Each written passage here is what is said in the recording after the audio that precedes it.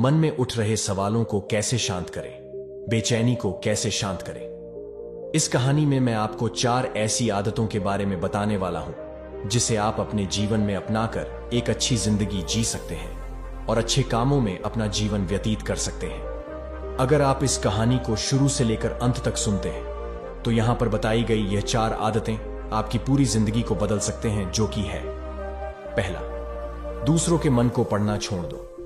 दूसरा, ये सोचना कि असफल हो गए हो तो लोग हंसेंगे। तीसरा, समय को काटना छोड़ दो। चौथा, ये सोचना छोड़ दो कि मुझसे बड़े बड़े लोग नहीं कर पाए तो मैं कैसे कर पाऊंगा। अगर आप इन 4 आदतों को अपने जीवन में अपना लेते हैं तो फिर आप अपने जीवन को एक खुशहाल जिंदगी में बदल देंगे और फिर आपका मन कभी भी बेचैन नहीं होगा, ना ही उदास रहेगी और ना ही बेफिजूल के कामों में व्यस्त रहेगा। एक बार किसी राज्य का राजकुमार महात्मा बुद्ध के पास आता है और वह महात्मा बुद्ध से कहता है, आप हमेशा कहते रहते हैं कि ध्यान करो, ध्यान करो, लेकिन मेरे लिए ध्यान करना तो दूर की बात है। मैं कुछ समय के लिए अपनी आंखें बंद करके शांति से भी नहीं बैठ पाता हूं। मेरा मन इतना बेचैन है कि यह हर समय कुछ न कुछ सोचता रहता है। मैं जब भी ध्यान करने बैठता हूं तो मेरे अंदर विचारों का तूफान आने लगता है। लोगों के बारे में सोचकर, अपने जीवन की बीती घटनाओं के बारे में और अपने भविष्य के बारे में, और ऐसी ही न जाने कितने सारे अजीबोगरीब विचार लगातार मेरे मन में आते रहते हैं। मैं इन्हें रोकने की बहुत कोशिश करता हूं, लेकिन जब मैं इन्हें रोकने में असफल हो जाता हूं तो मैं ध्यान को तोड़कर बैठ जाता हूं। इतनी बातें कहने के बाद वह महात्मा बुद्ध की ओर देखता है और कहता है, बुद्ध, आप मेरी इस समस्या का कोई समाधान बताएं। बुद्ध ने कहा, मैं क्या समाधान बता सकता हूं? सोचो, तुम्हारा ही मन है, लेकिन यह तुम्हें कुछ देर तक आंख बंद करके बैठने भी नहीं देता है। कितना आजाद कर रखा है तुमने इसे। राजकुमार ने कहा, बुद्ध, मैंने बहुत सोचा, लेकिन मुझे अपनी इस समस्या का कोई समाधान नहीं मिला, इसलिए मैं आपकी शरण में आया हूं। अब आप ही कोई रास्ता दिखाएं। बुद्ध ने कुछ देर तक राजकुमार के चेहरे की तरफ बड़े ध्यान से देखा और फिर कहा, ठीक है, तुम ये 4 आदतें छोड़ दो और फिर तुम्हारा मन लगने लगेगा। राजकुमार पूरे ध्यान लगाकर बुद्ध की बातें सुनने लगा। बुद्ध ने कहा, पहली आदत, दूसरों के मन को पढ़ना छोड़ दो।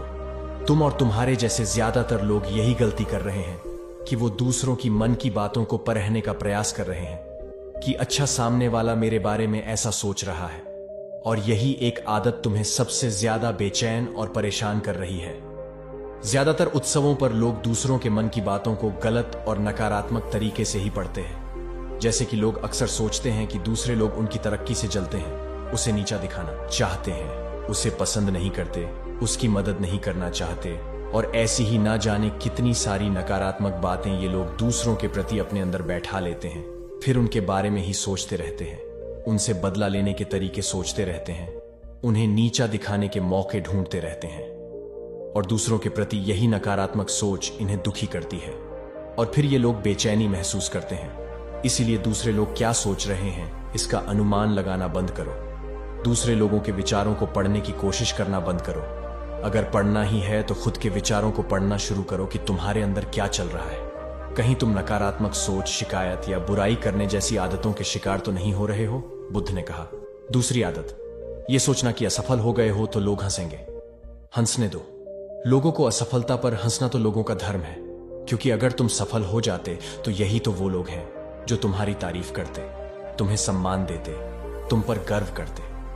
अगर तुम अपनी सफल होने पर दूसरों से तारीफ की उम्मीद करते हो तो अपनी असफलता पर उनके हंसने से तुम्हें दुखी नहीं होना चाहिए।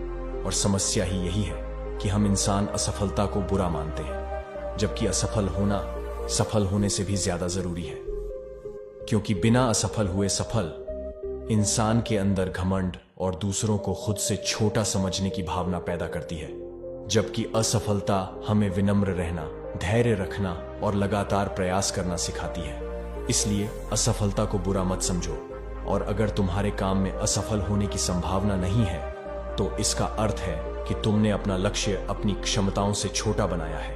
और अगर लोग तुम पर हंस नहीं रहे, तुम्हें ताने नहीं मार रहे हैं, तुम्हारी बुराई नहीं कर रहे हैं, तो तुम अंदर से मरे हुए हो। तुम अपने मानसिक सीमाओं से बाहर जाकर कुछ नया करने का प्रयास नहीं कर रहे हो, क्योंकि असफल भी वही होता है जो कुछ नया करने का प्रयास करता है। और एक बात हमेशा याद रखना, अगर तुम्हारे अंदर असफल होने का साहस नहीं है तो तुम कभी भी तुम बड़ा लक्ष्य हासिल नहीं कर सकते जो तुम करना चाहते हो। इसलिए असफल होने और लोगों के हंसने से डरना बंद कर दो। बुद्ध ने आगे कहा, तीसरी आदत, समय को काटना छोड़ दो। लोगों को लगता है कि वो समय को काट रहे हैं, लेकिन असल में समय हर बार उन्हें काट रहा है।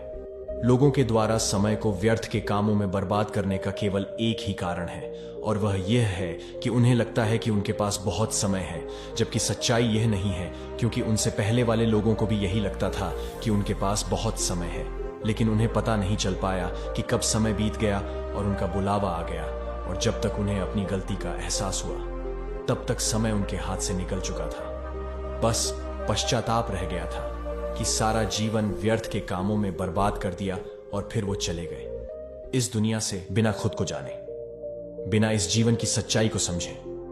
इसलिए जब तक यह जीवन है, इसे अच्छे कामों में लगाओ, खुद को जानने में, दूसरों की मदद करने में, लोगों को सही राह दिखाने में, मानवता के कल्याण में।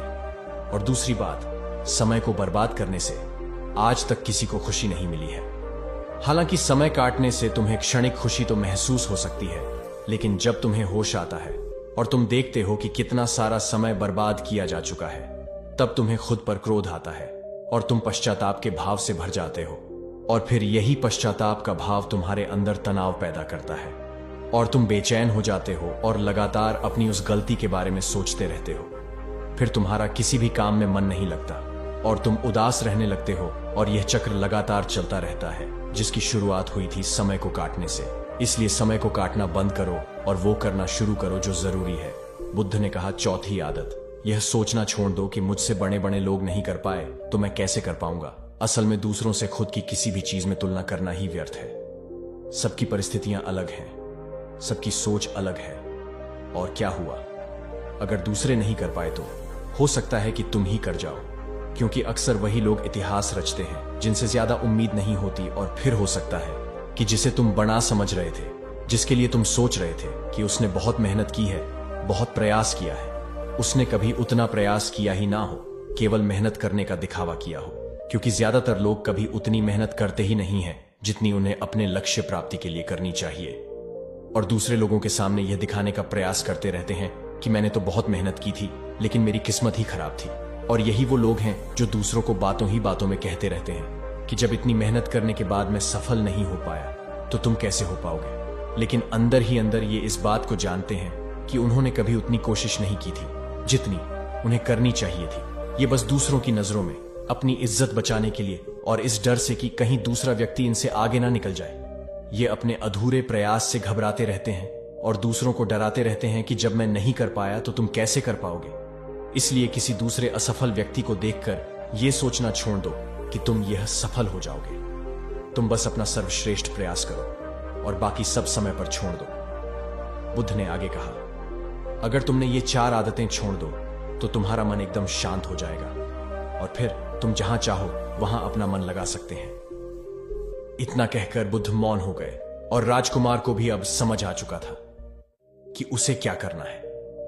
उसने मन ही मन उन 4 आदतों को छोड़ने का निश्चय किया और बुद्धि का धन्यवाद कर वहां से चला गया। दोस्तों, इस कहानी से हमें यह शिक्षा मिलती है कि हमें यह नहीं सोचना चाहिए कि लोग मेरे बारे में क्या सोच रहे हैं। अगर मैं कोई काम करता हूं तो लोग उस काम को लेकर हंसेंगे। इसके अलावा हमें अपना व्यर्थ ही समय बर्बाद नहीं करना चाहिए। इसके अलावा हमें कभी भी यह नहीं सोचना चाहिए कि अगर किसी व्यक्ति से कोई काम नहीं हो पाया है तो मैं उसे नहीं कर पाऊंगा। अगर दोस्तों आप मेहनत से किसी भी काम को करते हैं तो कोई भी काम छोटा या बड़ा नहीं होता और एक न एक दिन सफलता अवश्य मिलती।